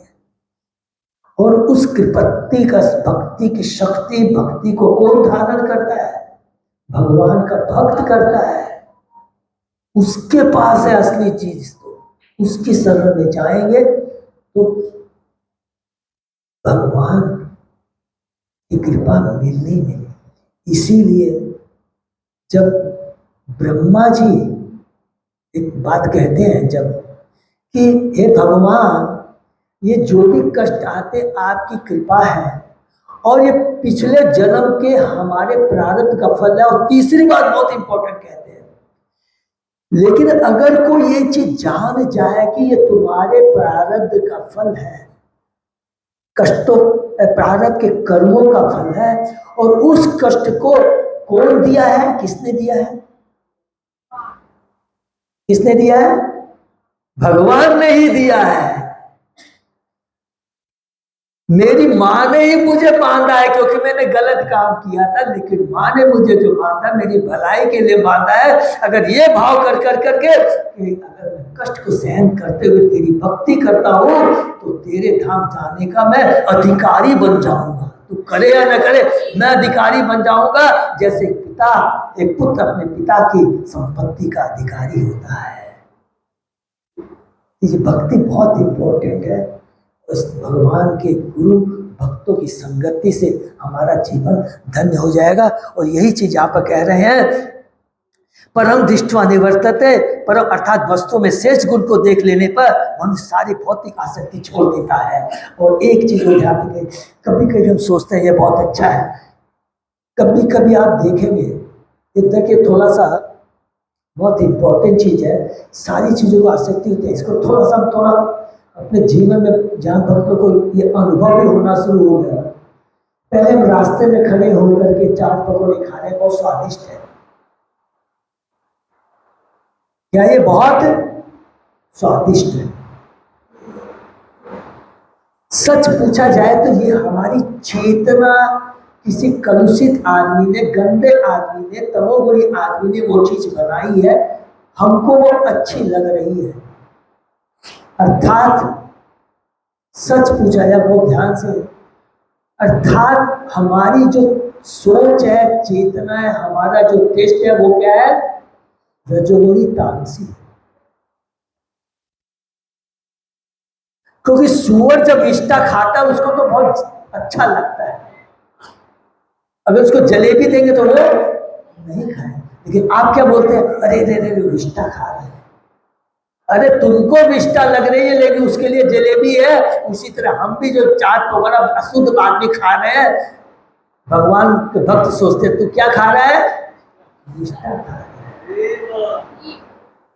ये चीज को समझता, ये रियलाइजेशन, ये चीज क्या है ना, और ये स्वतः ही अपने आप हो जाएगी। जैसे जैसे हमारी चेतना, कलुषित चेतना है, धीरे धीरे शुद्ध हो जाएगी। स्वतः ही हमारा आकर्षण भगवान, भगवान की भक्ति, नाम लीलाओं के प्रति, प्रसादन के प्रति स्वतः ही आसक्ति हो जाएगी। कुछ करने की दरकार नहीं, ये स्वतः ही होता है। इसीलिए कहते हैं आसक्ति स्वतः ही नष्ट हो जाती है, भगवत स्वतः ही छोड़ देता है। भगवत गीता से हम उस भगवान की शक्ति के गुण को समझते हैं जो भौतिक शक्ति गुण से श्रेष्ठ है। और सुखदेव गोस्वामी जैसे प्रामाणिक गुरु की कृपा से भगवान की इस पराशक्ति के प्रत्येक पक्ष को जाना जा सकता है, जिससे जब भगवान अपने नित्य नाम, गुण, लीलाओं, साज सामग्री तथा अनेक रूपता को प्रकट करते हैं। भगवान की इस पराशक्ति को समझे बिना कोई कितना ही परम सत्य के वास्तविक स्वभाव के विषय में सिद्धांतिक चिंतन क्यों न करे, भौतिक शक्ति को छोड़ नहीं पाता। भगवान कृष्ण की कृपा से महाराज परीक्षित को सुखदेव गोस्वामी जैसे महापुरुष की कृपा प्राप्त थी। हरि बोल। अतः वे अचित भगवान की वास्तविक स्थिति को समझ सकते थे। वैदिक साहित्य से भगवान की खोज निकालना कठिन है, किंतु सुखदेव गोस्वामी जैसे मुक्त भक्त की कृपा से उन्हें समझ पाना अत्यंत सरल है। हरि बोल। तो अर्थात यहाँ पर बता रहे प्रभुपाद जी कि अगर वास्तव में भगवान के बारे में जानना है, भगवान की भक्ति के बारे में जानना है, तो उसके लिए एकमात्र साधन क्या है, शुद्ध भक्तों के शरण में जाकर करके भगवान की भक्ति करना। तो यहाँ पर ही विराम देना है क्योंकि समय है मेरे पास। हरे कृष्णा। तो यहीं पर समाप्त देना है। टाइम हो गया है प्रभु? ओ हरि बोल, हरि, बहुत सुंदर, धन्यवाद। तो ये इस श्लोक में हमने परिचय पारा के माध्यम से क्या कहा है कि भक्ति सर्वोपरा है, लेकिन भक्ति, भगवान की भक्ति के ज्ञान एक अलग चीज होता है। जब हम किसी को कहते हैं इस श्लोक से कि भक्ति और ज्ञान में क्या फर्क है,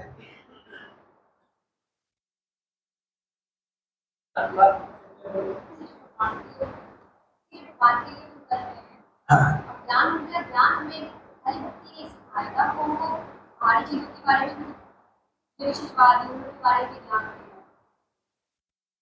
बहुत अच्छा आपने बताया, वेरी गुड। भागवतम में कैंटो 11 के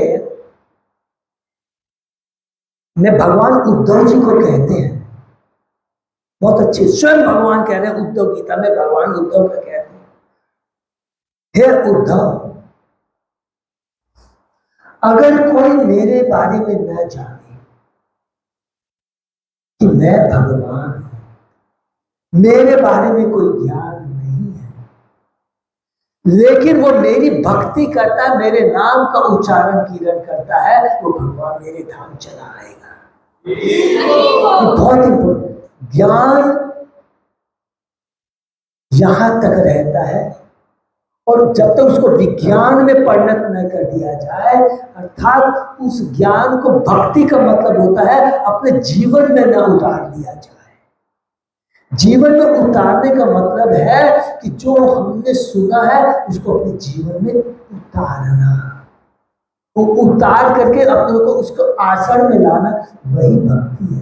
गीता के आपने 700 श्लोक याद कर लिए, भागवतम के 18,000 श्लोक याद कर लिए।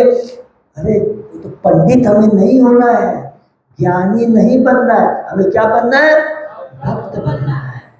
भक्त का मतलब है भगवान की सेवा करना, हरिनाम का जप करना, भगवान के नाम गुण लीलाओं का श्रवण कीर्तन स्मरण करना, शुद्ध भक्तों का संग करना।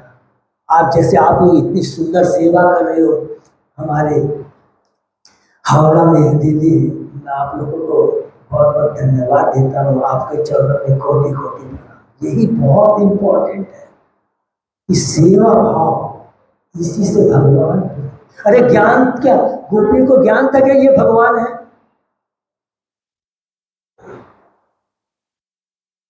ज्ञान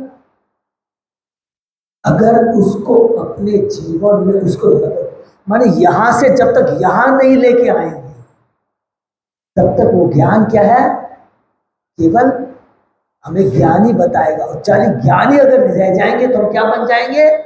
घमंडी बन जाएंगे कि मेरे को इतना ज्ञान है। और जब भगवान का शुद्ध भक्त होता है, भगवान की भक्ति कर करके उसकी चेतना, उसका भाव, उसमें इतनी समर्थता, उतना समर्पण, उतनी सहिष्णुता आ जाती है कि वो क्या समझता है कि सारे भगवान के अंश है, परम भक्त है, मैं ही एक गधा हूं, भक्ति नहीं करता, ये भाव आ जाता है। तो ये बहुत इंपॉर्टेंट चीज है कि हमें क्या बनना है? ज्ञानी नहीं बनना है, हमें क्या बनना है? भक्त बनना है, भक्ति करनी है, ठीक है ना। नेक्स्ट, नोत्तम श्लोक वार्ता नाम जुष्टाम तत्कथामृतम स्यात् संभ्रम अंतकाले अपि स्मरताम तत्पद अम्बुजम।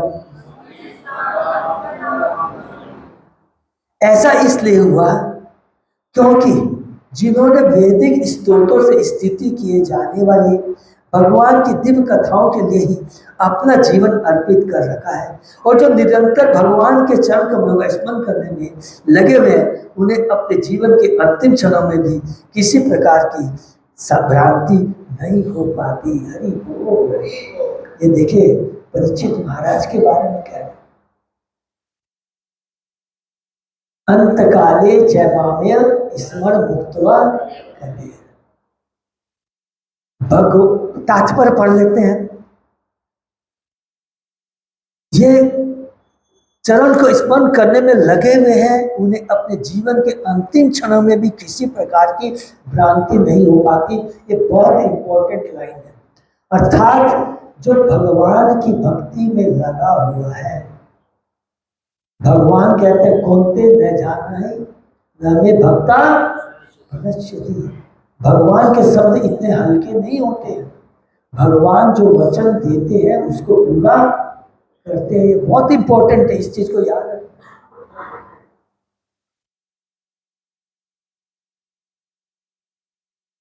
कोई भी भागवतम में कहीं भी आप देख लीजिए, भगवान के वचन कभी भी व्यर्थ नहीं जाते हैं। भगवान की कभी भी भक्ति खाली नहीं जाती। भरत महाराज को एग्जाम्पल ले लीजिए, इससे बढ़िया एग्जाम्पल हमको नहीं मिलेगा। भरत महाराज भगवान के परम भक्त हैं। माया बहुत प्रबल है, तो भरत महाराज किसके आसक्ति हो जाते हैं?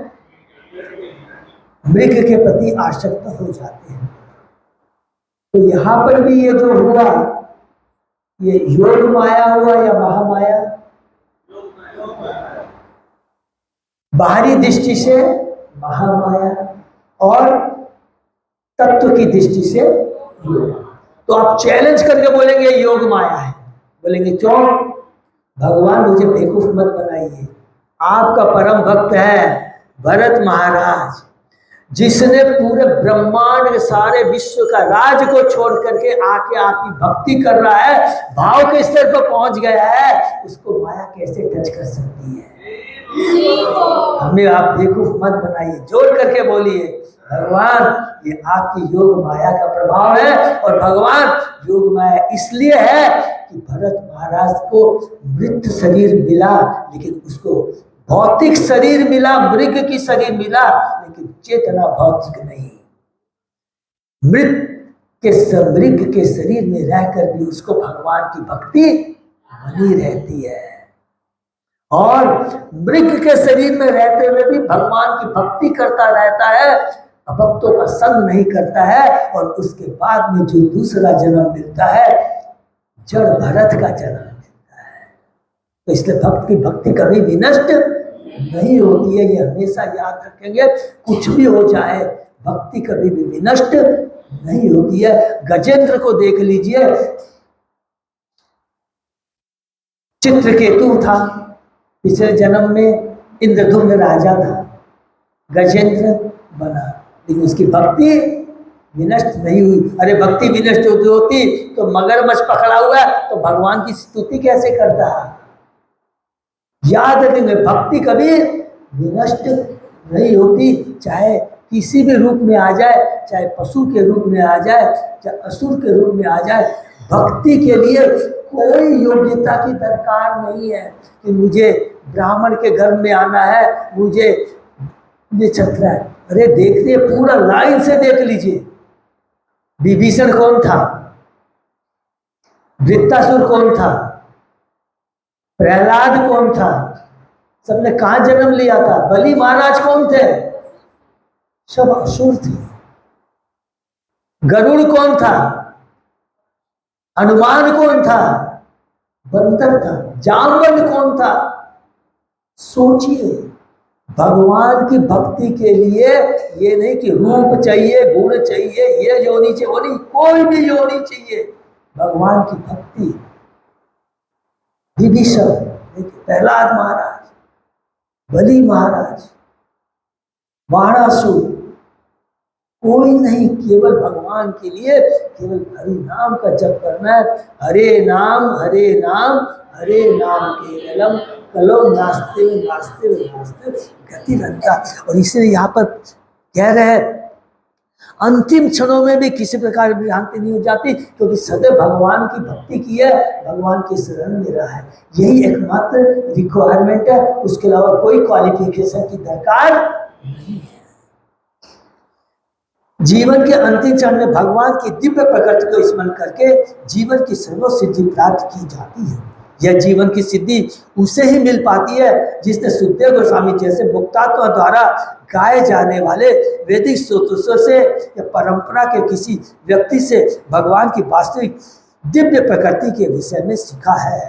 परंपरा के किसी व्यक्ति से, अर्थात जो बोनाफाइड, जो परंपरा से आया, one who is bona fide spiritual master.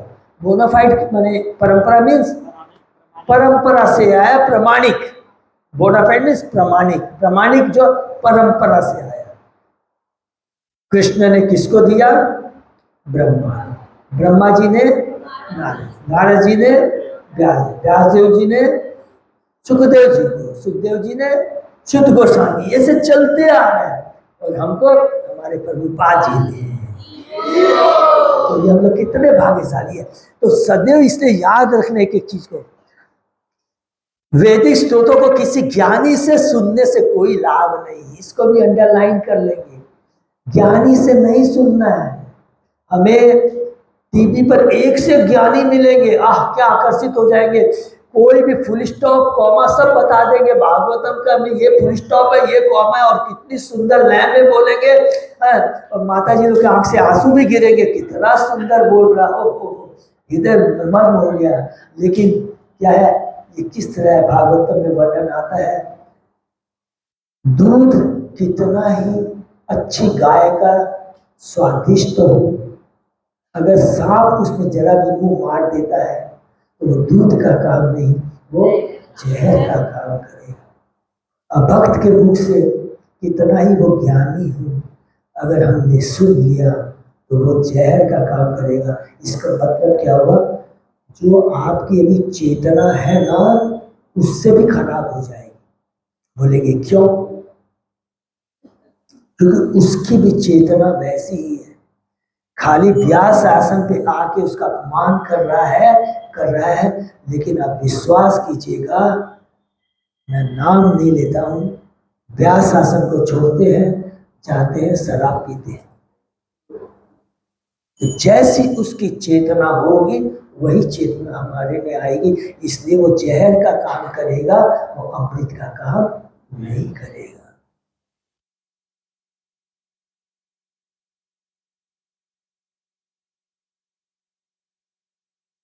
इस तरह विनीत शिष्य दिव्य स्तर पर जीवन के अंत तक रह सकता है। वैज्ञानिक अनुकूलन द्वारा मनुष्य भगवान को जीवन के अंत समय तक स्मरण रख सकता है। शुद्ध भक्तों के मुख से सुनेंगे तो क्या होगा, वो जो ज्ञान है किसमें परिणत हो गया, विज्ञान में परिणत होकर हृदय में स्थापित हो गया है, वो कभी नहीं निकलेगा। मृत्यु अंत तक, मृत्यु के समय भी मुंह से क्या निकलेगा, हरि नाम ही निकलेगा। जब शरीर के जर्जर होने से स्मरण शक्ति ढीली पड़ जाती है, मनुष्य सामान्य व्यक्ति के लिए जीवन के अंत समय वस्तुओं को यथा रूप में स्मरण रख पाना कठिन है। लेकिन भगवान तथा उनके प्रामाणिक भक्तों या गुरुओं की कृपा से मनुष्य को यह अवसर सहज ही प्राप्त हो जाता है। महाराज परीक्षित के साथ ऐसा ही हुआ। तो हरे कृष्णा। तो महाराज परीक्षित के संग भी ऐसा ही हुआ, क्योंकि उसने किसकी शरण ली थी, सुखदेव गोस्वामी की शरण ली। तो आज हम लोगों ने ये जो श्लोकों में 4 में अभी 17वें अध्याय तक हमने देखा, परीक्षित महाराज कंक्लूज एक एक चीज को देखा, उन्होंने अपना कर्तव्य निभाया किस रूप में,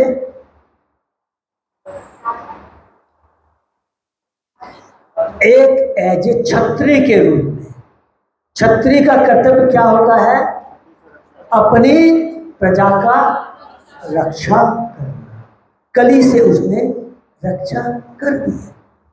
लेकिन परीक्षित महाराज केवल राजा नहीं है, वो कौन है, राजर्षि हैं।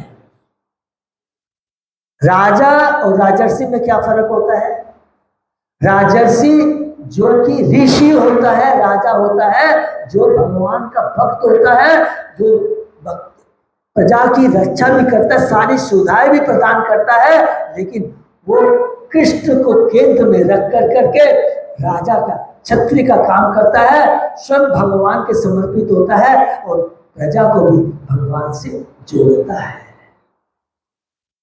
और जब तक ये भाव, भक्ति का भाव नहीं होगा, केवल क्षत्रिय बना रहेगा, मृत्यु के अंत तक ये कुर्सी छोड़ने की इच्छा नहीं होगी।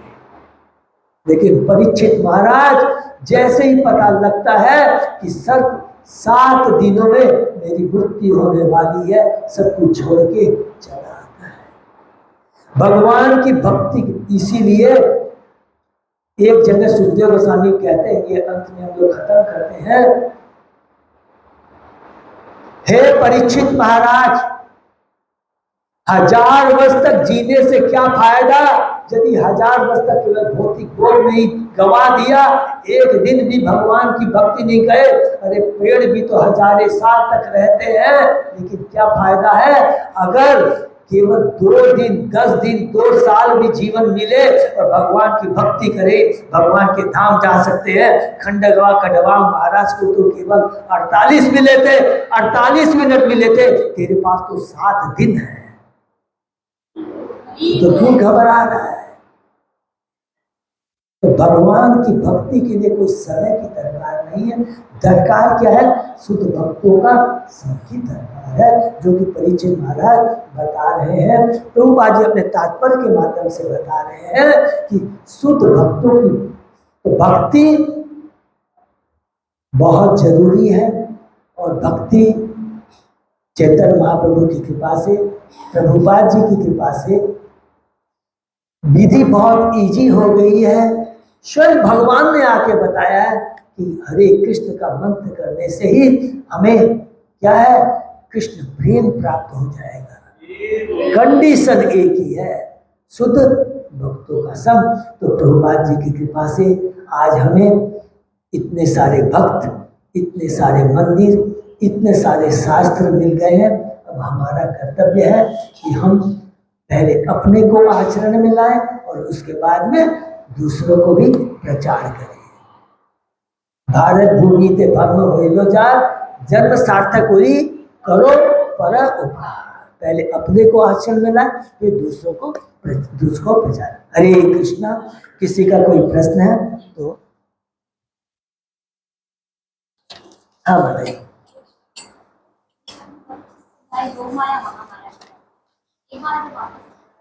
योग माया क्या है ना, देखिए भगवान की अंतरंगा शक्ति, जो कुछ भी निकलता है ना, एक चीज हमेशा याद रखेंगे, ये जितने भी भौतिक चीजें निकलती है ना, वो भगवान की दिव्य चीज से ही निकलती है, अंतरंगा शक्ति से ही निकलती है। तो भगवान की अंतरंगा शक्ति जो है वो है योग माया, और उसी से ही महामाया निकलती है। कि जब भगवान देखते हैं कि अरे इसको तो बहुत आनंद आ रहा है कि खाली भोगने की इच्छा है, तो भगवान महामाया को प्रकट करते हैं, माने दुर्गा देवी को, भौतिक जगत माया, बोला जाके इसको तू थोड़ा संभाल ले। तो महामाया फिर हम लोग को कंट्रोल करती है, भौतिक जीवों को, माने भौतिक माने जो भौतिक चीजों से ग्रस्त है, जो 3 गुणों से बंधे हैं। लेकिन जो भगवान की भक्त है, भगवान कहते हैं महामाया को तू बगल में रह। इसीलिए कभी भी याद रखेंगे, महामाया कभी भी भगवान के सामने नहीं आती है, वो परिछाई है। ये जो योग माया वो आध्यात्मिक है, दिव्य है, जो भगवान के आदेश का पालन करती है। किसके लिए? भगवान की लीला को संपन्न करने के लिए। इसलिए हम लोग किसके अंडर में है? अभी यहाँ पर कौन सी माया है? योग माया है। क्योंकि यमराज कहते हैं अपने यमदूतों को, क्या हुआ तुम मुंह लटका के क्यों आ गए? अरे आप ही तो कहा था अजामिल को पकड़ के ले आओ। देखो उसको विष्णुदूत छोड़ के पकड़ के बचा के ले गए। विष्णुदूत। यमराज बोलते अरे मूर्खो, जो भगवान के भक्त होते हैं, जहां भगवान की भक्ति होती है, वहां पर भगवान की कौमुद गदा हमेशा विद्यमान रहती है, उनको सुरक्षा करती है। अरे मुझे भी अगर भगवान की जहाँ भक्ति होती है, मैं काल के रूप में नहीं जा सकता, मुझे भी भक्त के रूप में होके जाना पड़ता है। यमराज भी जहाँ भगवान की भक्ति होती है वहां पर यमराज भक्त के रूप में आता है, काल के रूप में, अर्थात वहां पर योग माया रहती है, माने भगवान की अंतरंगा शक्ति का। लेकिन जहाँ भक्ति नहीं होती, जहाँ नशा होता वहां कौन काम करती है? महामाया। महामाया क्या बोलती है? वाह क्या बढ़िया काम कर रहा है, क्या डिस्को कर रहा है, क्या नशा कर रहा है, अरे तो बहुत थोड़ा और जम के कर। वो सपना दिखाती है। क्लियर है माता जी? हरे कृष्ण। तो भगवान की अंतर शक्ति राधा रानी है। समय मिले राधा रानी से ही सारी निकलती है द्वारका की रानियां, द्वारका की रानी से सारी बैकुंठ की लक्ष्मियां। तो थर्ड ग्रेड में आती है बैकुंठ की लक्ष्मियां, उससे थोड़ा ऊपर है द्वारका की रानियां, और उससे सर्वोत्तम कौन है? गोपियां, वृंदावन की गोपियां, और उसमें भी उत्तम है राधा रानी। तो सारी रानियां जो निकलती, किससे निकलती है? स्रोत क्या है? भगवान की शक्ति है। वही जो भौतिक जगत में आके महामाया भौतिक जगत की, भौतिक कुछ भी कहने बन जाती है, जो हमें नचाती है। अब भक्ति करेंगे तो भगवान महामाया को बोलेंगे दूर दूर तू रहे। अरे जब बोलने की दरकार ही नहीं पड़ती है, जहां भगवान की भक्ति होती है महामाया दूर दूर भाग जाती है, लवे तक नहीं आती है। इसलिए हमें भगवान की भक्ति करना है। ठीक है, हरे कृष्ण। हाँ नहीं नहीं, माने योग माया बोलते हैं ये भगवान की शक्ति। राधा रानी है भगवान की अलादीनी शक्ति। तो अलादीनी शक्ति, अलादीनी शक्ति का मतलब क्या होता है? 2 मिनट समय है ना। भगवान की 3 शक्ति है, संधिनी शक्ति, संवित शक्ति और अलादीनी शक्ति। संधिनी शक्ति को धारण करते हैं बलराम जी। जब भी भगवान को कोई लीला करना रहता है तो भगवान का बैकुंठ की बनाना, भगवान के सारे साज सैया, भगवान की बंसी, सब कुछ ये कौन है? बलराम है, जो कि भगवान की संधिनी शक्ति का काम करते हैं बलराम। इसलिए भगवान कौन है? आदि गुरु है, जो सिखाते हैं कि किस प्रकार सेवा की जाए भगवान की। वो सिखाते हैं कि देखो। और अलादीनी शक्ति है राधा रानी, वो भगवान बताते भगवान की भक्ति कैसे किया जाए, वो भगवान की अलादी। तो बिना राधा रानी की कृपा के भगवान की भक्ति नहीं मिल सकती। बिना बलराम के हम भगवान के तक नहीं पहुंच सकते। वो सिखाते हैं कि भगवान के पास कैसे पहुंचा जाए, और राधा रानी अलादीनी शक्ति बताती है कि भगवान की भक्ति कैसे किया जाए। और सद्वित शक्ति है, भगवान खुद है, गीता का ज्ञान देते हैं। भगवान की शक्ति ज्ञान देती है। ये गीता का ज्ञान क्या? भगवान की सद्वित शक्ति है। भगवत गीता का ज्ञान, उद्धव को गीता का ज्ञान, ये तो ये 3 चीज ही मैं सिखाते हूँ। और जो कि आपने कहा ये योग माया, ये अंतरंगा शक्ति है भगवान की। इसको बोल सकते हैं आध्यात्मिक शक्ति बोल सकते हैं, जो कि भक्ति के लिए, भक्तों के लिए, भगवान के धाम के में लीला के लिए सहायता करती है। एक लास्ट एग्जाम्पल देके कहते हैं, सबको याद आ जाएगा, कंसेप्ट क्लियर हो जाएगा कि जब वसुदेव देवकी के भगवान जब श्री कृष्ण प्रकट होते हैं तो भगवान तो अभी छोटे से हैं, 4 भुजा में आए थे, हैं अभी छोटे से बन गए हैं। देवकी कहती है अरे प्रभु क्या कर रहे हैं, 4 भुजा में आए, मैं कंफ्यूज हूँ, भगवान छोटा। उसके बाद में भगवान किसको आदेश देते हैं? योग माया को आदेश देते हैं। योग माया के आदेश से ही, नहीं तो वसुदेव जी इतना तूफान ये सब मिले। जब भगवान की 7वीं संतान होती है, कौन होती है? कृष्ण, बलराम। तो बलराम जी को भगवान योग माया को आदेश देते हैं कि देवकी के गर्भ से निकाल करके माता रोहिणी के घर में स्थापित। तो योग माया का काम है भगवान की अंतर शक्ति, जो उनको भी अंतरा का शक्ति, राधा रानी को हम लोग अलादिनी शक्ति बोलते हैं। अलादिनी आनंद प्रदान करने वाली, भक्ति प्रदान करने। तो ऐसे आप लिख के रखिएगा, योग माया भगवान की वो अंतरंगा शक्ति है, दिव्य शक्ति है, जो भगवान पराशक्ति है, जो भगवान की लीला में सहायता करती है, भक्तों के लिए होती है। लेकिन महामाया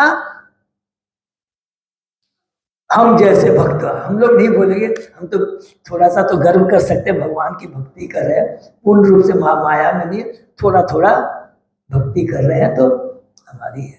तो ये है, ठीक है ना। तो ये बहुत तत्व है, हम लोग अलग अलग जब भी समय मिलेगा तो चर्चा करेंगे। तो आज जो हम लोग ने चर्चा किया है, भगवान परीक्षित महाराज भगवान के शुद्ध भक्त हैं, जिनकी कोई आसक्ति नहीं है। अगर आसक्ति होती तो सब कुछ छोड़ कर करके नहीं आते। अगर इंद्र होता तो क्या बोलता, प्रभु प्रभु सांप काट रहा, सीधा भगवान के पास पहुंच जाता, मुझे बचाओ, मुझे बताओ। लेकिन याद रखेंगे, इंद्र सारे देवता जब भी उन पर प्रॉब्लम आती है घबरा जाते हैं, शरीर के प्रति इतनी आसक्ति है, स्वर्ग के प्रति आसक्ति है, दौड़ के भगवान के पास चले जाते हैं। लेकिन प्रहलाद महाराज, ध्रुव महाराज, किसी को आप देख लीजिए, कभी भी हरिदास ठाकुर को देख लीजिए, अमरीश महाराज को देख लीजिए, कितने कष्ट आते हैं, कभी भी भगवान के सामने रोना धोना नहीं किया कि मैं कष्ट में हूं, क्योंकि उनको मालूम है कि ये जो कुछ भी है, ये अरे मेरा कृष्ण है ना, देख रहा है ना, क्योंकि कृष्ण माँ है, उनको मालूम मेरा कृष्ण देख रहा है ना, मैं पागल हूं क्या। माँ देख रही है अपने बच्चे के लिए, उसको मालूम है क्या करना है, क्योंकि वो भगवान को समर्पण है। इंद्र भगवान को समर्पण नहीं है, देवता नहीं। ये बहुत तत्व की चीजें हैं।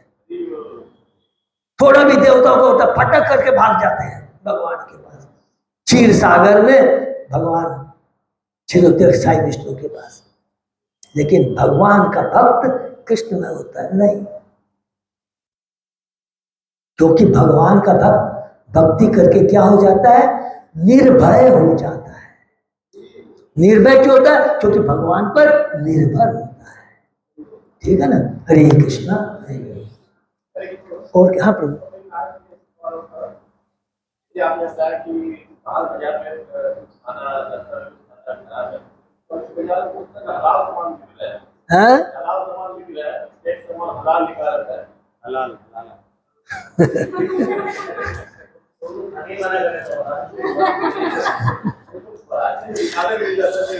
देखिए प्रभु, एक चीज आपको बताएं, समय काल देश पात्र है। कभी भी चीज है ना, कभी भी बहुत इस चीज को ना बहुत प्रैक्टिकल रूप में लेना है सब लोग के लिए, लेकिन इसको प्रैक्टिस में नहीं बनाना है। कई बार एकादशी करते हैं, अरे आज तो मैं निर्जला एकादशी करूंगी, अच्छा ये करूंगी, कर तो लिया, लेकिन पेट में भूख लग रही है और भूख की चिंता हो रही है, तो भगवान की भक्ति नहीं हो रही है। तो ऐसा तो एकादशी करने से कोई फायदा नहीं है। मूल उद्देश्य क्या है, भगवान की भक्ति करना। प्रभुपाद जी अमेरिका में गए थे, तो गोपाल के यहाँ रुके थे, उसके फ्रिज में ऊपर वाले हिस्से में क्या रखा रहता था, नॉन वेज रहता था। तो इसका मतलब क्या, प्रभुपाद जी गड़बड़ नहीं। लक्ष्य क्या है, चेतना क्या है, कृष्णमय है। समय काल पात्र हिसाब से यदि ऐसा होता है तो शरीर को ऐसा रखना इस भाव से कि मैं अगर ये नहीं खा लूंगा तो मैं भक्ति नहीं होगी। लेकिन जीवा के स्वाद के लिए नाटकबाजी नहीं करनी है, ये दोनों में अंतर समझना है।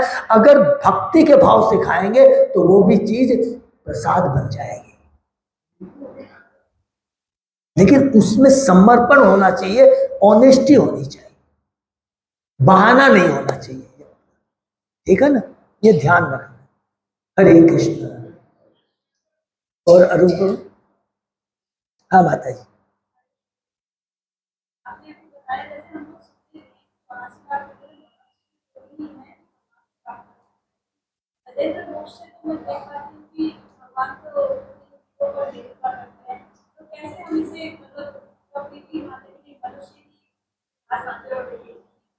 अभी मैंने माता जी वो हमने चर्चा किया था, उसको फिर रिपीट करते हैं। भक्ति के लिए कोई भी योनि हो सकती है। दो शिक्षा मिलती है। जब हम गजेंद्र की बात करते हैं ना, तो गजेंद्र, पहले में दो चीज याद कीजिएगा। गजेंद्र भगवान की भक्ति कैसे कर पाया? तो पिछले जन्म में वो भगवान का भक्त था, इंद्रदुम्न राजा था। परीक्षित भरत महाराज मृग शरीर में है, वो भक्ति क्यों कर पाया? क्योंकि पिछले जन्म में वो, तो ये कोई माने नहीं रखता है। तो सच पूछा जाए, पशु वो है, केवल दो पांव होने से, सुंदर चमड़ी होने से, धन होने से वो मनुष्य नहीं कहलाता है। आचरण से, वास्तव में आध्यात्मिक दिशा से मनुष्य वही कहलाता है। सच पूछा जाए तो वो जो भक्त है, भक्ति करता है। नहीं तो सच पूछा जाए तो दो पांव का वो पशु है, लगता है मनुष्य, लेकिन वो है कौन? पशु है। इसलिए प्रभुपाद जी कहते हैं 99.9% लोग इस कलयुग में शुद्र हैं। हम अपने को मनुष्य कहते हैं, लेकिन क्या है, हम लोग आचरण वैसा, इसलिए पशु है। और मनुष्य योनि बहुत दुर्लभ है और बहुत ही डेलिकेट भी है। उदाहरण के लिए हम लोग कहते हैं 84 लाख योनि के बाद ये मनुष्य योनि मिलती है। और इस मनुष्य योनि का दुरुपयोग जब करते हैं ना, तो एक बार पशु योनि मिल गई, फिर उसके बाद मनुष्य मिलने में कितने जन्म बीत जाएंगे पता नहीं है। तो जो लाभ है तो उतना उसको सतर्कता से उसको रखना भी है, उसका लाभ उठाना। जो नॉन वेज खाते थे, अभेद संग करते हैं, बहुत सिंपल है इसमें कैलकुलेशन। अगली योनि गारंटेड उसको पशु की मिलेगी, कि पशुओं में कोई नियम नहीं होते हैं ना, उनको मिलना ही मिलना पशु योनि। इसलिए बहुत ये प्रभुपाद जी की कृपा है जो हम लोगों को इतना सुंदर ये भक्ति करने का सौभाग्य प्राप्त हुआ। सब भक्तों को, आप लोगों को बहुत धन्यवाद। आप लोग इतना अच्छे से मिलकर सेवा कर रहे हैं, भक्ति कर रहे हैं, और दूसरों के लिए आप लोग बहुत बड़ी प्रेरणा है। हरे कृष्ण। ये एक प्रश्न था। हाँ बोल। जैसे जो भक्ति पुरुषोत्तम महाराज जो है बोले कि चैतन्य महाप्रभु किंतु शांत रस जो है उसको ये नहीं किया, अप्रूव नहीं किए शांत रस को, तो दास्य भाव, साख्य भाव ऐसे करके उनको अप्रूव किए। लेकिन बलराम जी तो शांत रस में है। क्या चीज? जैसे बलराम जी जो है भगवान के गहना, ये तो शांत रस में है। नहीं, वो उनके आभूषण है। देखिए वो थोड़ा ऐसे नहीं है। भगवान बलराम जो है ना, शांत रस में नहीं है। ये जो आसन वासन, ये सब जो दिव्य है, शांत रस किसको है? थोड़ा सा प्रभु का शांत रस के भक्त का नाम बताइए। कोई भी शांत रस के भक्त का नाम बताएंगे? हाँ, शांत रस के भक्त हो गए पेड़ पौधे। ये है जो है वृंदावन के जो पेड़ पौधे, ये सब जो है ना, ये शांत रस में है। ये भगवान को सेवा करते हैं, झुके रहते हैं, शांत भाव में है ये, उस चीज का। और ऐसा उन्होंने ये नहीं, माने उन्होंने कहा कि भगवान ने, जो कि स्वयं कृष्ण है, उन्होंने आकर कर कर करके जो चीज भगवान श्री कृष्ण ने द्वापर युग के अंदर में जिन लीलाओं का को आदान प्रदान किया, कौन कौन से किया? शांत भाव में तो पेड़ पौधों को उनको कृपा प्रदान की है, घास को किया। लेकिन जो लीला जो भगवान ने की, कहां से शुरू की बताइए? सखाओं के संग किया, वात्सल्य माता पिता के संग किया, माधुरी वो ज्यादा उन्होंने, लेकिन माधुर्य भाव के अंदर में वात्सल्य रस भी रहता है, साख्य रस भी रहता है, दास्य भी रहता है और शांति भी रहता है। ये बहुत तत्व की बात है। एक को जो उजागर कर दिया, सिंपल माता जी का एग्जाम्पल लीजिए, पति और पत्नी का। पत्नी है, माधुर्य प्रेम भी अपने पत्नी के संग, वात्सल्य भाव भी रखती है, बहुत उसकी रखवाली करती है, देखभाल, दोस्ती सखा का भी भाव रखती है, दास्य भाव भी रखते हैं, उनके चरणों को दबाना है। इसलिए माधुर्य जो भाव है इससे वो सबसे इंपॉर्टेंट होता है, जो सबको धारण करके रखता है। इसीलिए माधुर्य को सबसे उत्तम बताया गया। इसको जब तक तुझसे डिस्कस करेंगे ना, इसीलिए ये बहुत इंपॉर्टेंट चीज है। अगर हम लोग एक हस्बैंड और वाइफ का माने यदि उसको बहुत तत्व में ईमानदारी से यदि हम लोग इसको चर्चा करेंगे ना, तो जीवन धन्य हो जाएगा। हमारा जो गृहस्थ जीवन है ना, पूरा कृष्णमय हो जाएगा। वो माताओं, ये चित्र माताओं में गुण होता है, यदि उसको सुरक्षा रखा जाए, उनको प्रॉपर गाइडेंस मिला जाए, वही एकमात्र पांचवें भाव को दे सकती है। ठीक है ना? हरे कृष्ण। बलराम जी को क्या शांत भाव में है? वो बलराम जी ऐसे नहीं, बलराम जी क्या है, चेतन चरिता के 5वें अध्याय में आदि लीला में भगवान कृष्णराज कविराज गोस्वामी कहते हैं कि बलराम मोहन द्वितीय विस्तार, बलराम जी कृष्ण से अभिन्न है। वो तो केवल लीला में भाग, भगवान की लीला में आकर करके भगवान को जो चीज चाहिए उसमें मदद करते। बलराम जी ने दास्य भाव में भी सेवा की है, साख्य भाव में भी सेवा की है, वात्सल्य भाव में भी सेवा की है, माधुर्य भाव में भी सेवा की है। बलराम जी में, कृष्ण में कितने गुण होते हैं? बलराम जी में कितने गुण हैं? बलराम जी में भी 64 गुण है। उसको विष्णु मत समझिएगा, स्वयं वो कृष्ण का बस सेवा करते हैं, माने संधिनी शक्ति को धारण करके जो भगवान को चाहिए। इसलिए बलराम जी को कभी भी, अरे बलराम जी से ही तो विष्णु निकलते हैं, बलराम जी से तो सारे अवतार निकलते हैं। ठीक है ना प्रभु? बलराम जी की बहुत लेवल हाई है, उसको हम लोग जब समय मिलेगा तो करेंगे। हाँ बात है।